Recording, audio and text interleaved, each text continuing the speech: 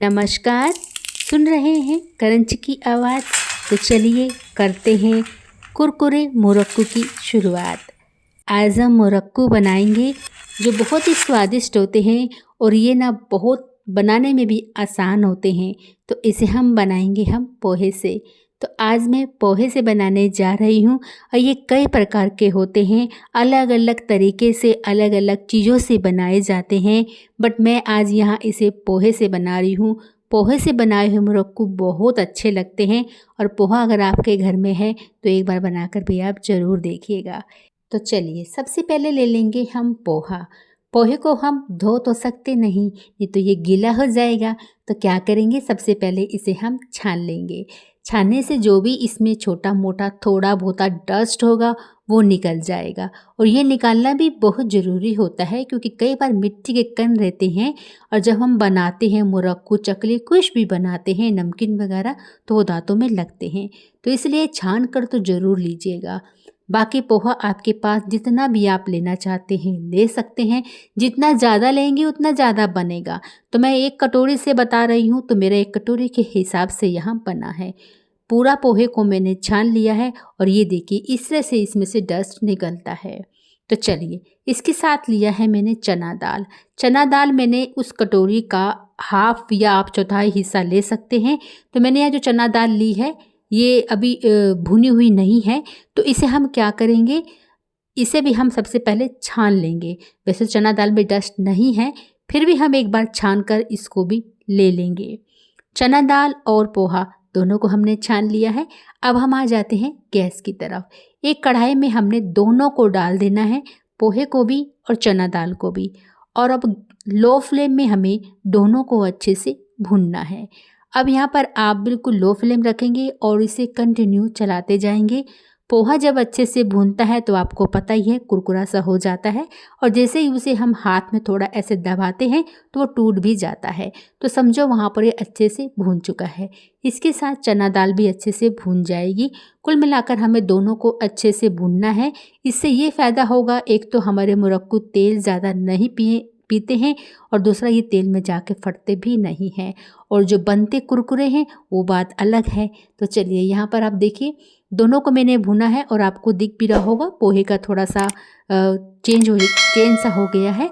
अब मैंने तोड़ के देखा, देखिए टूट भी रहा है आसानी से, कुरकुरा यानी कि हो चुका है। तो बस अब इसे हम एक थाली में निकाल लेते हैं और थोड़ा ठंडा होने देंगे।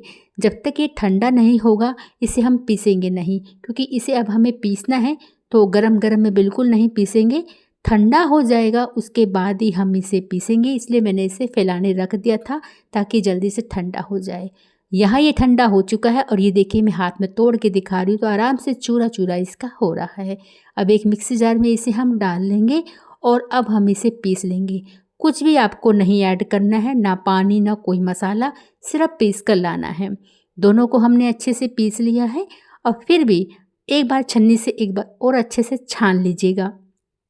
अच्छे से अगर पिस गया है तो कुछ नहीं निकलेगा, लेकिन कई बार नहीं पीस पाता है तो फिर बहुत कुछ निकल भी जाता है।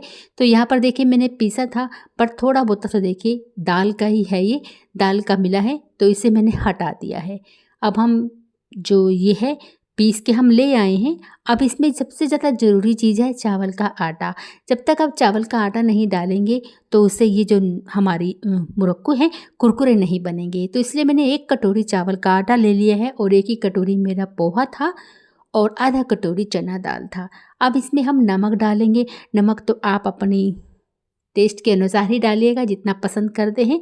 उसके बाद सफ़ेद तेल डाल देंगे, 1-2 चम्मच भर कर डालिएगा। और फिर डालेंगे हम कलौंजी जिसे मेगरेल बोलते हैं और फिर डालेंगे हम अजवाइन। अजवाइन को हाथों से क्रश करके डालेंगे जिससे अजवाइन का फ्लेवर इसमें बहुत अच्छा आता है। अब हमने वो भी इसमें अच्छे से डाल दिया है।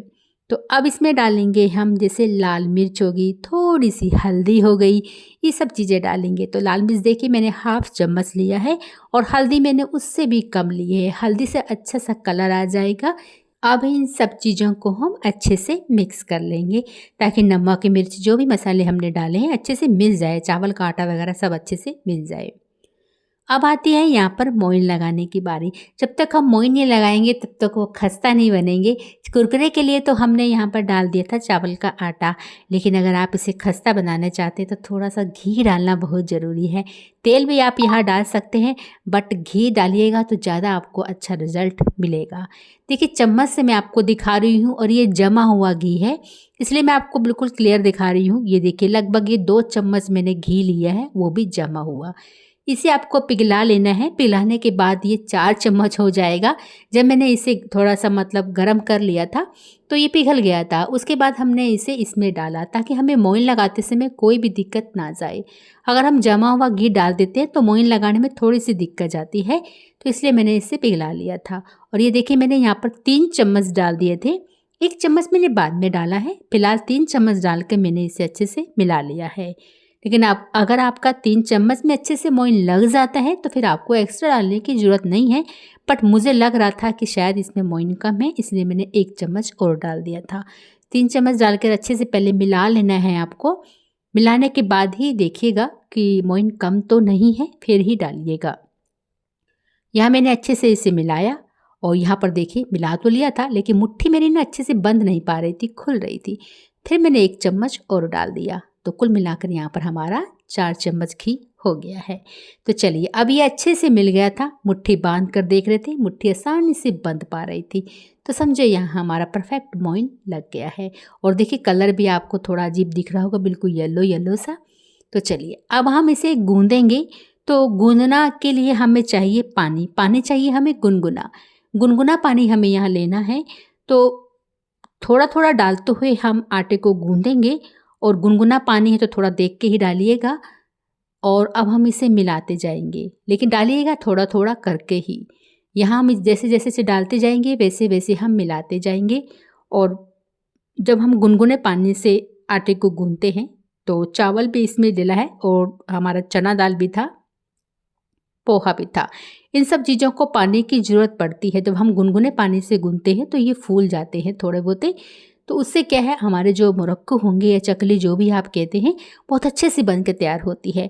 और देखिए मैंने गूंदा, लेकिन मैंने इसे छोड़ दिया था 5 मिनट के लिए। वो इसलिए क्योंकि गुनगुने पानी से हमने इसे गूंदा है, तो ये हल्का फुल्का अभी गर्म है, और गरम गरम में अगर हम बनाते हैं तो वो टूट जाती है। यही रीज़न इतना रहता है कि हमारे चकली व मुरक्कू टूटते हैं, वो इसी कारण से ही टूटते हैं। इसलिए आप इसे 5 मिनट के लिए रेस्ट के लिए छोड़ दीजिएगा, और ऊपर से ढक के छोड़ दीजिएगा ताकि ऊपर से सूखे मत।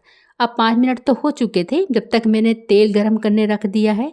और यहाँ पर आप इसको हम जितने भी भाग में डिवाइड करना चाहते हैं कर सकते हैं, क्योंकि इसे तो अब हम सेम मेकर मशीन में ही बनाने वाले हैं।